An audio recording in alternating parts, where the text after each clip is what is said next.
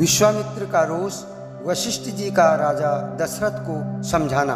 राजा दशरथ का श्री राम को बुलाने के लिए द्वारपाल को भेजना तथा श्री राम के सेवकों का महाराज से श्री राम की वैराग्यपूर्ण स्थिति का वर्णन करना। श्री वाल्मीकि जी कहते हैं, भरद्वाज स्नेहवश नेत्रों में आंसू भरकर राजा के द्वारा कही गई इस बात को सुनकर विश्वामित्र कुपित हो उठे और उन भूपाल से इस प्रकार बोले, राजन, मैं आपकी मांग पूरी करूंगा। ऐसी प्रतिज्ञा करके आप उसे तोड़ रहे हैं। इसका मतलब यह हुआ कि आप सिंह होकर अब सियार बनना चाहते हैं। रघुवंशियों के लिए यह व्यवहार अनुचित है।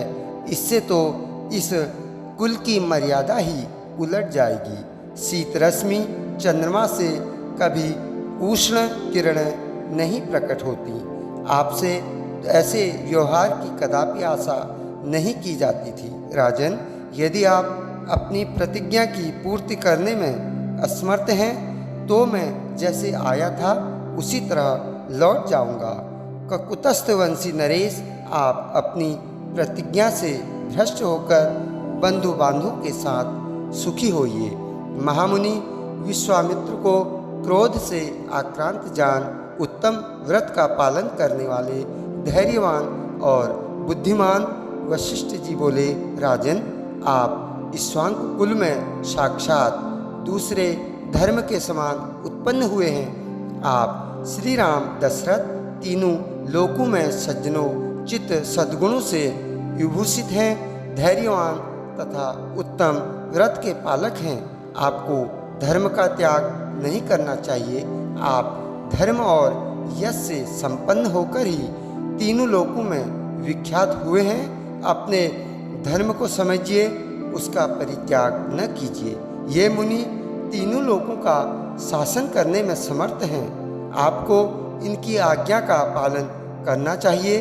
राजन, करूँगा ऐसी प्रतिज्ञा करके यदि आप उसका पालन नहीं करते तो यह मिथ्या भाषण आपके इष्ट और आपूर्त यज्ञ यागादि तथा वापी कूप आदि के निर्माण से होने वाले पुण्य को हर लेगा। इसलिए श्री राम को विश्वामित्र जी के हाथ में सौंप दीजिए। आप इक्ष्वाकु वंश में उत्पन्न हुए हैं और स्वयं विख्यात राजा दशरथ हैं। यदि आप अपने वचन का पालन नहीं करते तो दूसरा कौन करेगा। ये विश्वामित्र जी धर्म के मूर्तिमान स्वरूप हैं। ये बल और पराक्रम से संपन्न वीर पुरुषों में श्रेष्ठ हैं। संसार में सबसे अधिक बुद्धिमान हैं तथा तपस्या के परम आश्रय हैं। चराचर प्राणियों सहित त्रिलोकी में यह प्रसिद्ध हैं कि ये विश्वामित्र जी नाना प्रकार के अस्त्रों को जानते हैं। जिन अस्त्रों का इन्हें ज्ञान है उन्हें दूसरा कोई पुरुष न तो जानता है और न भविष्य में जान सकेगा। देवता, ऋषि, असुर, राक्षस, नाग, यक्ष और गंधर्व ये सब एक साथ मिलकर आ जाएं तो भी वे विश्वामित्र मुनि की समानता नहीं कर सकते। जिन दिनों ये विश्वामित्र जी राज्य करते थे उन दिनों इन्हें इनकी तपस्या से संतुष्ट हुए रुद्रदेव ने कृशाश्व द्वारा उत्पन्न किए गए अस्त्रों का दान किया था। वे अस्त्र दूसरों के लिए अत्यंत दुर्जय हैं। उन अस्त्रों के अभिमानी देवता कृशाश्व के पुत्र हैं और संहार करने में प्रजापति के पुत्र रुद्रदेव की समानता करते हैं। उन कांतिमान, महातेजस्वी और बल विक्रमशाली अस्त्र देवताओं ने सदा इनका अनुसरण किया है, क्योंकि इन्होंने अपनी तपस्या के प्रभाव से उन्हें सदा के लिए वश में कर लिया है। ये विश्वविख्यात महातेजस्वी विश्वामित्र ऐसे महान शक्तिशाली हैं। अतः श्री राम को इनके साथ भेजने में आप अपने हृदय को व्याकुल न होने दें। ये महामुनीश्वर महान प्रभावशाली हैं। साधु स्वभाव वाले नरेश, ये जिस पुरुष के समीप खड़े हों वह मृत्यु के आ जाने पर भी अमरत्व को ही प्राप्त होगा। अतः आप मूढ़ मनुष्य के भांति अपने मन में दीनता को स्थान न दीजिए। भरद्वाज जब वशिष्ठ जी ऐसी बातें कहकर समझाने लगे तब राजा दशरथ का चित्त प्रसन्न हो गया और उन्होंने अपने पुत्र श्री राम तथा लक्ष्मण को बुलाने के लिए द्वारपाल को पुकारा। प्रतिहार, तुम सत्य पराक्रमी महाबाहु श्री राम और लक्ष्मण को विश्वामित्र के पुण्यमय यज्ञ की निर्विघ्न सिद्धि के लिए शीघ्र यहाँ बुला ले आओ। महाराज के इस प्रकार आज्ञा देने पर वह द्वारपाल अंतःपुर के श्री राम मंदिर में गया और 2 ही घड़ी में वहाँ से लौटकर उन भूपाल से बोला, देव अपने बाहुबल से समस्त शत्रुदल का दर्प दलन करने वाले महाराज जैसे भ्रमर रात को कमल में बंद होकर उदास बैठा रहता है, उसी प्रकार श्री रामचंद्र जी भी अपने भवन में अनमने होकर बैठे हुए हैं। द्वारपाल के यह कहने पर उसके साथ आए हुए श्री राम के समस्त सेवकों को महाराज ने आश्वासन दिया और क्रमशः उनका समाचार पूछा। राम कैसे हैं? उनकी ऐसी अवस्था कैसे हो गई है?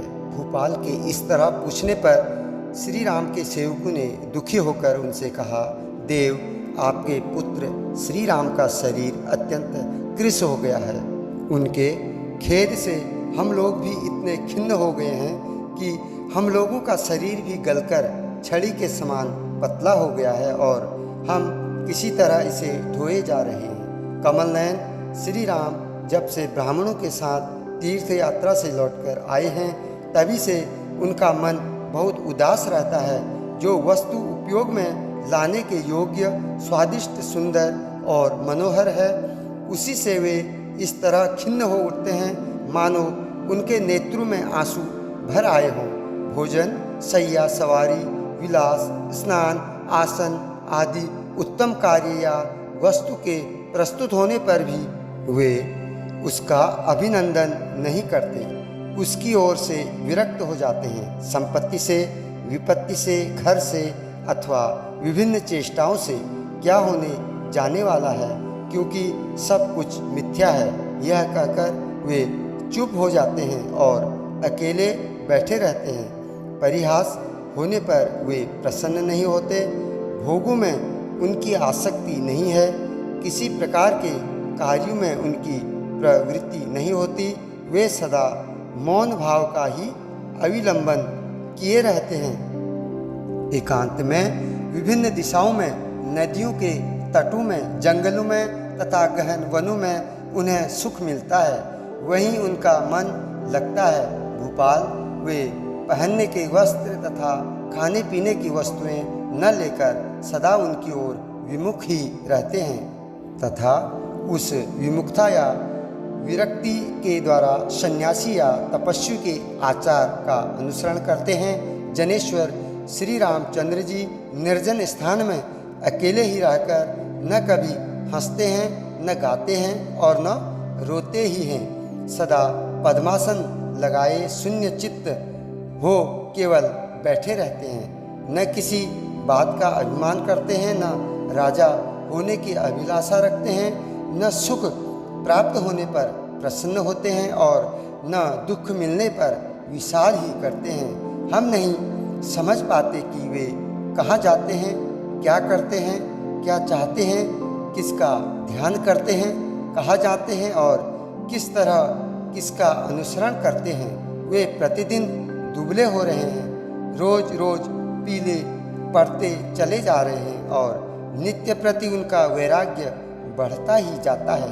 राजन, सदा श्री रामचंद्र जी का अनुसरण करने वाले ये शत्रुघ्न और लक्ष्मण जी भी उन्हीं के समान दुर्बल होते जा रहे हैं। श्री राम अपने पास रहने वाले सुहृदजनों मित्रों को यह उपदेश देते हैं कि ये भोग ऊपर ऊपर से मनोरम दिखाई देते हैं, वास्तव में नश्वर हैं, अतः इनमें तुम लोग अपना मन न लगाओ। हम लोगों ने आयास रहित परम पद की प्राप्ति से दूर हटाने वाली चेष्टाओं द्वारा ही अपनी सारी आयु व्यर्थ बिता दी। इस प्रकार मधुर और स्फुट वाणी द्वारा वे बारंबार गुनगुनाते रहते हैं। यदि पास बैठा हुआ कोई सेवक उनका अभिनंदन करते हुए यह कहे कि आप सम्राट हों, तो वे उसके इस कथन को उन्मत्त प्रलाप सा समझकर अन्यमनस्क हो हंसने लगते हैं तथा सदा मुनि वृत्ति से रहते हैं। न तो किसी की कही हुई बात को सुनते हैं और न सामने पड़ी हुई वस्तु की ओर दृष्टिपात ही करते हैं। सुंदर से सुंदर वस्तु प्राप्त होने पर भी सर्वत्र उसकी अवहेलना ही करते हैं। जैसे मेघ द्वारा बरसाए गए जल की धाराएं किसी बड़े भारी दुर्भेद्य पत्थर का भेदन नहीं कर सकती, उसी प्रकार कामदेव के बाण कांतिमती वनिताओं के बीच में रहते हुए भी श्री रामचंद्र जी के मन का भेदन नहीं कर पाते। धन आपत्तियों का एकमात्र स्थान है, तू इसकी इच्छा क्यों करता है? श्री रामचंद्र जी सबको ऐसी ही शिक्षा देते हैं और अपना सारा धन उसकी इच्छा रखने वाले दीन याचकों को बांट देते हैं। यह आपत्ति है, यह संपत्ति है। इस प्रकार की कल्पनाओं के रूप में केवल मन का मोह ही प्रकट होता है। इस तरह के श्लोकों का वे सदा गान किया करते हैं। हाय, मैं मारा गया, मैं अनाथ हो गया। इस प्रकार सब लोग चीखते चिल्लाते रहते हैं, तो भी किसी को इस संसार से वैराग्य नहीं होता। यह कितने आश्चर्य की बात है। श्री राम प्रायः ऐसी ही बातें कहा करते हैं।